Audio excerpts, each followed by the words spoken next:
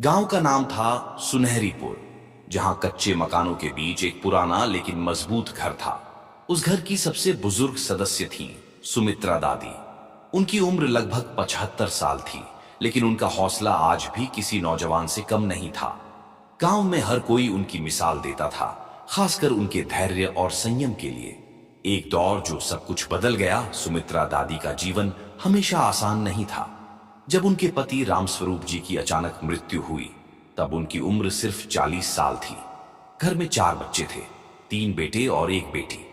पति के जाने के बाद जिम्मेदारी का पूरा बोझ उन पर आ गया। उस समय गांव में औरतों के लिए बाहर काम करना आसान नहीं था, लेकिन सुमित्रा दादी को हार मानना मंजूर नहीं था। उन्होंने छोटे से खेत को संभाला जो उनके पति छोड़ गए थे। खेती किसानी का उन्हें ज्यादा ज्ञान नहीं था, लेकिन सीखने का जुनून था। कई बार फसल खराब हो जाती, बारिश नहीं होती, पैसे कम पड़ जाते, लेकिन दादी ने कभी हिम्मत नहीं हारी। वे रोज सुबह 4 बजे उठती, भगवान का नाम लेती और खेत में जाकर मेहनत करती।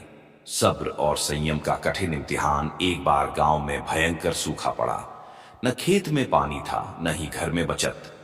लोग अपने अपने तरीके से गांव छोड़ने की तैयारी कर रहे थे, लेकिन सुमित्रा दादी ने कहा, हम भागकर कहां तक जाएंगे।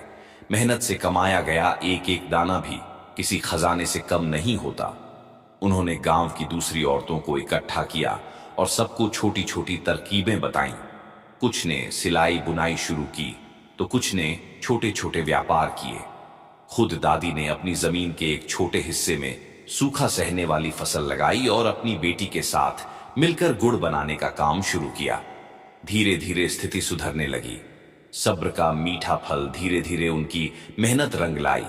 खेत से फिर फसल उगने लगी, बच्चों की पढ़ाई पूरी हुई और घर में खुशहाली लौट आई। दादी ने सिर्फ अपने परिवार को नहीं, बल्कि पूरे गांव को सिखाया कि धैर्य और संयम से हर मुश्किल का हल निकाला जा सकता है। आज भी जब गांव में कोई मुश्किल आती है, तो लोग सुमित्रा दादी की उस सीख को याद करते हैं।